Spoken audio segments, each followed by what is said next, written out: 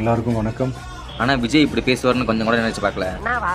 எனக்கு என்னடா தெரியும், கேளுடா. தஞ்சாவூர்ல தாவேகா தலைவர் விஜய் அவர்கள் நிர்வாகிகள் சந்திப்பு கூட்டத்தில் கலந்து பேசியிருப்பாரு. அதுக்காக அவரு சென்னையில இருந்து திருச்சி வரைக்கும் பிளைட்ல வந்திருப்பாரு.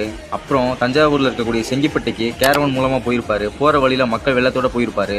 அங்க போய் தரமான ஸ்பீச் ஒன்று கொடுத்திருப்பாரு. அப்போ அவர் பேசும்போது டிஎம்கேவும் சரி ஏடிஎம்கேவும் சரி ஒண்ணுதான், அவங்களுக்குள்ளேயே அண்டர் கிரவுண்ட் டீலிங் போட்டுக்கிட்டு மக்களை ஏமாத்துவாங்க அப்படின்னு அவர் ஸ்டைல்ல பேசியிருப்பாரு. என்ன பேசினா நீங்களே பாருங்க. அதுக்கு முன்னாடி நம்ம சேனலை மறக்காம சப்ஸ்கிரைப் பண்ணி வச்சுக்கோங்க. வரப்போற எலெக்ஷன்ல உங்களோட ஓட்டு யாருக்கும் கமெண்ட்ல சொல்லிட்டு போங்க. முக்கியமான சரி என்ன தெரியுமா? இத பாரு, ஒண்ணு நீ இல்லனா நான் இல்லனா நீ இல்லனா நான். நமக்குள்ள வேற எவனும் நடுவுல வந்துடக்கூடாது. நாம ரெண்டு பேரால மட்டும்தான் மக்களை ஈஸியா ஏமாத்த முடியும். இந்த விஜய் வந்ததுனால நமக்கு பொழப்பே போச்சு. மக்கள் வேற அவனை தான் நம்புறாங்க. நாம வெளியே அடிச்சுக்கிற மாதிரி அடிச்சுக்கிட்டாலும் உள்ள நம்மளுடைய டீலிங் பக்காவா இருக்கணும்.